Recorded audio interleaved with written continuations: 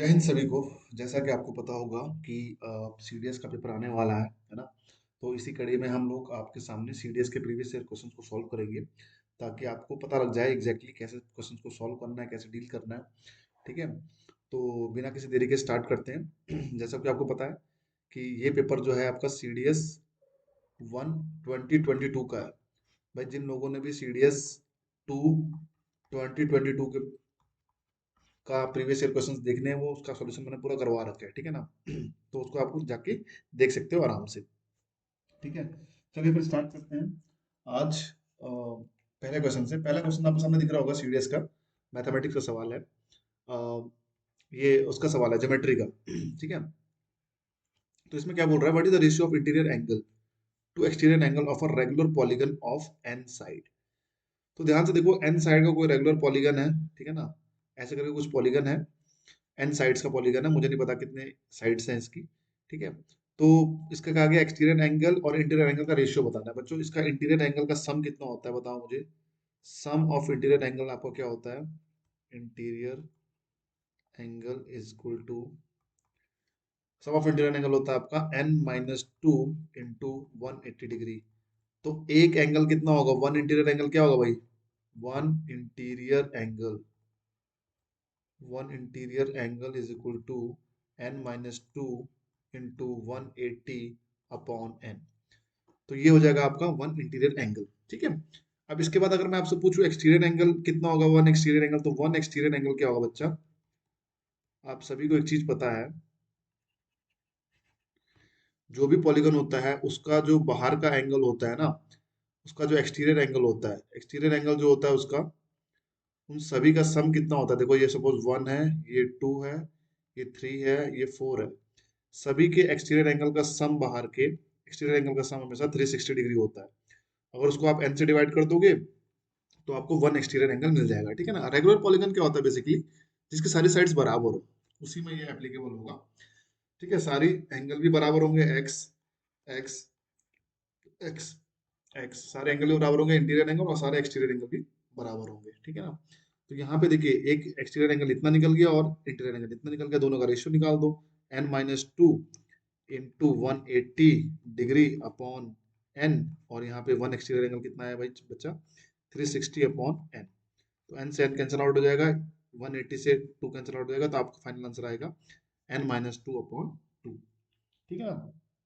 I hope ये आपको clear हुआ होगा कि कैसे हम इसको डील करते हैं। फिर हम चलते हैं अगले क्वेश्चन की तरफ, जो कि आपके सामने दिख रहा होगा। 41 की पावर 43 है प्लस 43 की पावर 43 है, कि ये किससे डिविजिबल है। तो ध्यान रखना, आज के बाद एक फॉर्मूला तुम्हें करवा रहा हूँ कि x की पावर n प्लस y की पावर n इज डिविजिबल बाय, ये हमेशा डिविजिबल है बच्चा, is divisible by x plus y. ये x प्लस वाई से डिविजिबल होगा कब, व्हेन n इज ऑड। जब n ऑड होगा तब ये जो नंबर है ना, ये x प्लस वाई से डिविजिबल होगा। तो यहाँ पे देखिए ये ऑड है, ये भी ऑड है। ठीक, तो यानी कि ये x प्लस वाई से डिविजिबल होगा, तो यानी कि x प्लस वाई की वैल्यू क्या है यहाँ पे, 41 प्लस 43 मतलब बराबर 84। तो ये नंबर जो है आपका 84 से डिविजिबल होगा सीधे सीधे। ठीक है ना। और एक बात और, अगर सपोज ये n इवन है, n अगर इवन हो गया, if n is even, then it is not divisible by, it is not divisible by, it is not divisible by, it is not divisible by x plus y। ठीक है ना। सिर्फ odd के case में ही ये true है। आगे चलते हैं, और भी प्रॉपर्टीज हैं कुछ इसकी, मैं करवाऊंगा जैसे जैसे सवाल मिलेंगे मुझे, मैं आपको क्लियरिफाई करता रहूंगा क्या क्या चीजें हैं बीच बीच में। ठीक है ना। चलिए अगला सवाल है, तीसरा सवाल आपके सामने है भाई। तीसरा सवाल, उसमें लिखा हुआ है आपका कि x इक्वल टू है आपका 7 plus 4√3, then what is the value of root x plus 1/√x। तो क्या करोगे, सिंपली आप इसको मल्टीप्लाई कर दो यहाँ पे पहले, तो ये हो जाएगा आपका x प्लस 1/√x। तो भाई x की वैल्यू तो सबसे पता है आपको, 7 प्लस 4√3 है, प्लस 1 ऐड करना है और रूट एक्स की वैल्यू निकालनी है। पहले रूट एक्स की वैल्यू कैसे निकालोगे, देखो ध्यान से, 7 एक्स की वैल्यू पुट कर दो, 7 plus 4√3 plus 1 upon root 7 plus 4√3। ठीक है। अच्छा, ऊपर वाली की वैल्यू कितने आ गई? ऊपर वाली की वैल्यू आ गई 8 + 4√3 अपॉन √7 + 4√3। अच्छा देखो ध्यान से, रूट एक्स की वैल्यू कैसे निकालूंगा मैं, ध्यान से देखना जरा आप। इसकी वैल्यू कैसे निकालूंगा, देखो ये बेसिकली क्या है, नीचे इसको मैं अलग से सॉल्व कर रहा हूँ यहाँ पे। ये जो है आपका, ये है आपका √3 का स्क्वायर प्लस 2 का स्क्वायर प्लस 2 × 2√3। देखो इसको मैंने ऐसे लिख दिया 2 × 2√3। तो ये हुआ 4√3, ये हो गया 4 + 3 कितना हो गया, 7 हो गया। तो ये देखिए a² + b² + 2ab, दिख रहा है आपको 2ab। तो बेसिकली जो अंदर वाली वैल्यू है ना, वो आपका क्या है, वो है आपका √3 + 2 का होल स्क्वायर। अच्छा, √3 + 2 का होल स्क्वायर हो जाएगा और बाहर से रूट है, तो आपका फाइनल वैल्यू हो जाएगी आपकी √3 + 2। ठीक है। अब यहाँ से भी क्या लोगे आप, 4 कॉमन ले लो यहाँ से। 4 कॉमन जैसे ही लोगे, अंदर क्या बचेगा, √3 + 2। तो देखिए √3 + 2 कैंसिल आउट हो गया, आपका आंसर बचा डी यानी कि 4। ठीक है ना, क्लियर हुई चीज? अगर समझ नहीं आएगा तो एक बार दोबारा वीडियो को देख लीजिएगा, फिर आपको क्लैरिफाई हो जाएगा पूरा अच्छे से। ठीक है ना। अच्छा, इस क्वेश्चन को कैसे डील करना है, देखो ध्यान से। फोर्थ क्वेश्चन को डील कैसे करना है, जब भी कुछ ऐसा एक्सप्रेशन दिखता है, कुछ बड़ी बड़ी पावर्स हैं, ये किसी डिविजिबल है, ऐसे कुछ क्वेश्चन आता है तुम्हारे पास, तो सिंपली क्या करो, 4 की पावर जितनी कॉमन आ सकती है उसको कॉमन ले लो। तो यहाँ पे मैं 4 की पावर 61 को कॉमन ले रहा हूँ। 4 की पावर 61 को जैसे ही मैं कॉमन लूंगा, यहाँ बचेगा 1, 4 की पावर 0, यहाँ बचेगा 4 की पावर 1 प्लस 4 की पावर 2 प्लस 4 की पावर 3। ठीक है ना, पावर ऐड हो जाती है मल्टीप्लाई होके ना, वही वाला लॉजिक है। यहाँ पे 4 की पावर 61 बाहर आ गया, अंदर बचा 1 + 4 + 16 + 64। 64 प्लस 16 कितना हो गया, 80 प्लस 4 84 85। तो 4 की पावर 61 × 85। तो यहाँ पे ध्यान से देखो जरा, यहाँ पे 85 तो एग्जैक्टली कहीं पे नहीं लिखा हुआ, बट यहाँ पे 17 लिखा हुआ। देखो ध्यान से, ये वैल्यू 7 से भी डिवाइड नहीं होगी, 9 से भी नहीं होगी, 11 से भी नहीं होगी, एक ही आंसर है यहाँ पे 17। देखो ये वैल्यू, ये जो पूरी वैल्यू 17 से डिवाइड हो जाएगी, 17×5 = 85। ये वैल्यू किस किस से डिवाइड हो सकती है, देखो देखो ध्यान से, ये 4 से हो सकती है, 17 से हो सकती है, 5 से हो सकती है, 20 से हो सकती है, क्योंकि देखो 5 यहाँ पे या 4 यहाँ पे, 20 से डिवाइड हो सकता है। इसी प्रकार ये 100 से डिवाइड हो सकता है। ठीक है, नहीं नहीं 100 से नहीं हो सकता, 100 से नहीं हो सकता। ठीक है ना, 100 से नहीं हो सकता। एक मिनट, ये जो वैल्यू है आपका, इतने नंबर से डिवाइड हो सकता है। ठीक है ना, और भी नंबर हो सकते हैं, 4 की पावर कुछ भी ले लो यहाँ से, और 5 ले लो या 17 ले लो। ठीक है ना, 17 चुको 68 से डिवाइड हो सकता है ये। ठीक है ना, तो इस तरीके से हम सवाल को डील करेंगे। चलिए अगले सवाल की तरफ बढ़ते हैं, पांचवें क्वेश्चन की तरफ। Suppose p and q are the LCM and HCF of two positive numbers, p ratio q दिया हुआ है यहाँ पे। ठीक है, पी एचसीएफ है और एलसीएम है। ठीक है ना, दो किसी नंबर्स का, पॉजिटिव नंबर्स का, और उनका रेशियो ये दिया हुआ है पी अपॉन क्यू। मैं क्या मान रहा हूँ इसको, 14k मान रहा हूँ और नीचे वालों को k मान ले रहा हूँ। और एक चीज और दी उन्होंने, पी क्यू का मल्टीप्लीकेशन इसके बराबर है, तो मल्टीप्लाई कर दो पी क्यू को। 14k इंटू के इज इक्वल टू एक मिनट,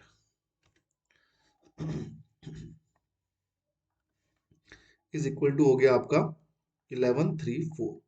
अच्छा, यहाँ पे कितना होगा, k² इक्वल टू 14 से डिवाइड करोगे आप इसको, 14 से डिवाइड करोगे तो कितना हो जाएगा, देखो ध्यान से, 8, 112, हाँ 8 और 1। के की वैल्यू बच्चा कितनी आ गई यहाँ पे, 9 आ गई। प्लस माइनस 9 होना चाहिए, पर ये नेगेटिव नहीं है, पॉजिटिव नंबर है, तो इसलिए प्लस ही 9 लेंगे हम। तो देखो ध्यान से, Q आपका क्या है, आपका HCF है, और उसकी वैल्यू मुझे हम 9 मिल गई है। तो Q बराबर आपका HCF है, HCF की वैल्यू कितनी मिल गई है यहाँ पे, 9। ध्यान से देखिएगा जरा आप सवाल, यही पे सवाल है आपका। HCF जो है आपका कितना हो जाएगा, 9 हो जाएगा। अब देखो ध्यान से, पी क्यू का मल्टीप्लीकेशन दिया हुआ है आपके सामने 11 34। इसको अगर मैं फैक्टराइज करूंगा, इसको तुरंत क्या करना है आपने, फैक्टराइज कर लेना है। फैक्टराइज करूंगा अगर मैं इसको अलग अलग, तो मेरे पास क्या क्या मिल जाएगा, एक मिनट। तो मेरे पास जो है वो वहां पे मिल जाएगा 9, HCF 9 मिल गया यहाँ पे। और अगर मुझे यहाँ पे इसको फैक्टराइज करना है, तो बेसिकली मैं कैसे करूंगा फैक्टराइज, 14 इंटू 81, अलग अलग लिख लो। ठीक है ना, फैक्टराइज कर रहा हूँ उसको, 14 × 81। अब देखो 9 इनका HCF है दोनों का, तो 14 × 9 एक तरफ कर दो, इंटू यहाँ पे क्या कर दो, 9 एक तरफ कर दो।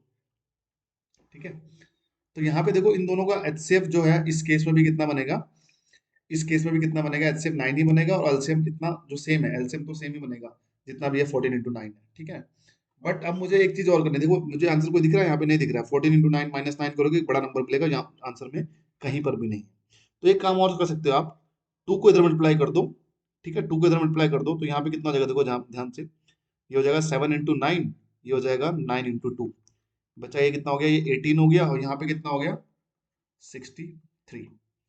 ठीक है, अब देखिए अभी भी इसमें इन दोनों का एचसीएफ कितना है, 9 है, और एलसीएम सेम है 14 × 81।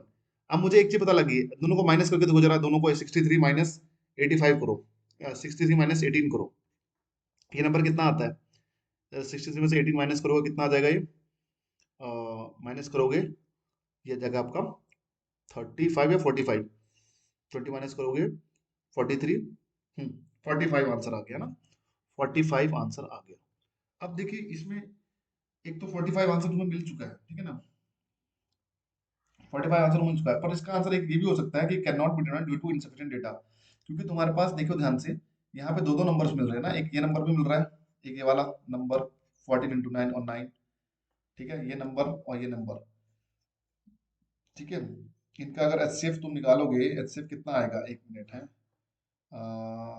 हाँ एचसीएफ ठीक है, एचसीएफ उतना ही आएगा 14 × 9, तो कोई दिक्कत नहीं है कहीं से भी। तो ये भी एच सी एफ एलसीएम का सेम आ रहा है, और ये भी H C F LCM same आ रहा है, बट सब्ट्रैक्ट करोगे तो एक में ये वैल्यू आ रही है, एक में बड़ी वैल्यू आ रही है, ठीक है ना।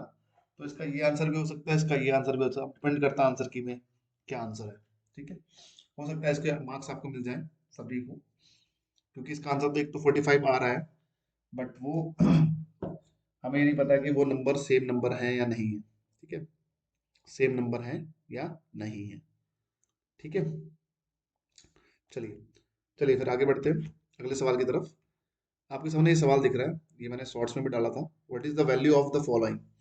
देखो इस सवाल को बैठ के क्यूब ने निकालना है इसका, ठीक है ना, उसमें से फिर माइनस करो, ये ऐसा कुछ सवाल नहीं था ये बेसिकली आपके एक फॉर्मूले पे था, a cube minus b cube का फॉर्मूला, जो कि होता है बराबर a plus b, sorry, a minus b, पहले माइनस लगाओगे, a minus b into a square plus A b plus b square. अब देखो ये a का क्यूब है, ये 0.8 का क्यूब है, नीचे देखो 5.4 का स्क्वायर प्लस ए बी 5.4 इंटू 0.8 है ये, और प्लस 0 पॉइंट किसका, सॉरी 0.4 का स्क्वायर है यहाँ पे, ठीक है, एक क्यूब या बी का क्यूब है, तो यहाँ पे बेसिकली क्या, देखो मैं लिख देता हूँ इसको, 5.4 का होल क्यूब है ये, माइनस 0.4 का क्यूब है ये, अपॉन में क्या आ गया, देखो 5.4 का स्क्वायर प्लस 5.4 इंटू 0.4 आई है, प्लस 0.4 का स्क्वायर आई है। अगर फाइनली तुम इसको कैलकुलेट करोगे, नीचे ऊपर वाली वैल्यू देखो, ऊपर वाले से खोल दो, इससे ओपन कर दो, तो जगह 5.4 इंटू 5.4 माइनस 0.4 इंटू में क्या आ जाएगा, वही a square plus A b plus b square,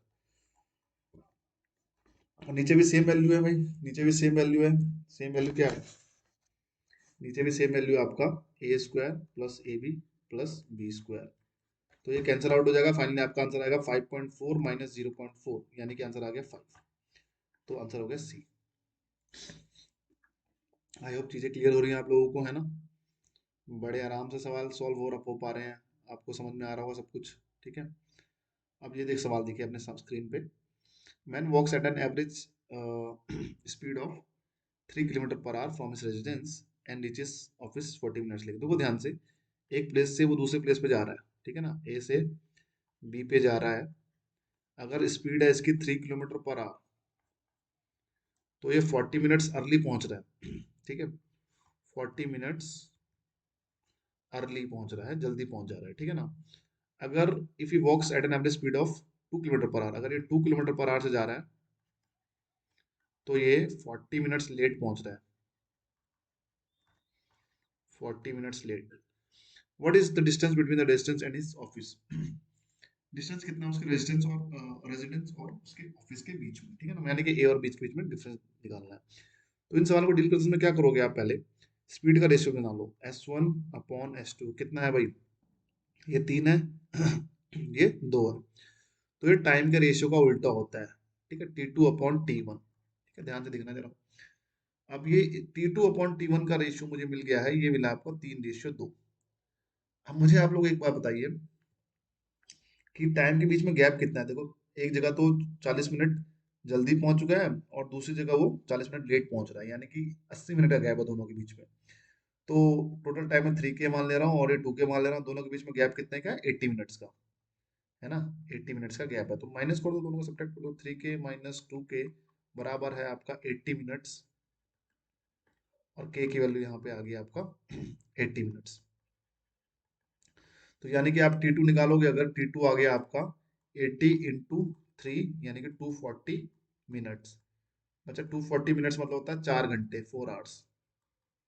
60 से डिवाइड कर दोगे, तो आपको बताना है कि डिस्टेंस कितने, डिस्टेंस कैसे निकालोगे, डिस्टेंस बराबर क्या होता है, स्पीड इंटू टाइम। S2 कितना है भाई, S2 है आपका 2, और आपका T2 कितना है भाई, T2 है आपका 4, तो 2 × 4 कितना हो गया, 8 kilometre. 8 kilometre is the right answer. ठीक है, 8 kilometre is the right answer. तो सेवेंथ क्वेश्चन भी हमारा बन गया आराम से। उसके बाद जरा देखिए सवाल कि what is the value of the following, इसकी वैल्यू क्या होगी। बिल्कुल भी कॉम्प्लिकेटेड सवाल नहीं है, आराम से कर लोगे तुम लोग, है ना, पॉज करके थोड़ा ट्राई कर लो। आंसर तो हम बता ही रहे हैं इसका, ठीक है। क्या करो, चुपचाप इसको नीचे वाले को वैल्यू को जो क्या कर लो, रेशनाइज कर दो। ठीक है, रेशनाइज कर दो तो तुम क्या मिलेगा तुम्हें, देखो ध्यान से। तुमने मल्टीप्लाई कर दिया 5 √4 माइनस 4 √5। सिर्फ एक को रेशनाइज करो, पहले समझा रहा हूँ यहाँ पे, ठीक है ना। नीचे भी रेशनाइज करोगे, 5 √4 प्लस 4 √5 इंटू 5 √4 माइनस 4 √5। अच्छा, अब मल्टीप्लाई करोगे, नीचे अगर रेशनाइज करोगे आप, नीचे वैल्यू कितने आगे देखो, a² - b², a का स्क्वायर करोगे 25, a² 25 इंटू 4 100, माइनस 4 का स्क्वायर 16 × 5 कितना हो जाएगा भाई, b² कितना हो जाएगा, 80। ऊपर वैल्यू सेम ही है, 5 √4 माइनस 4 √5। तो ये बेसिकली आपका हो गया, नीचे कितना आ गया बच्चा, 20 आ गया, 5 √4 माइनस 4 √5।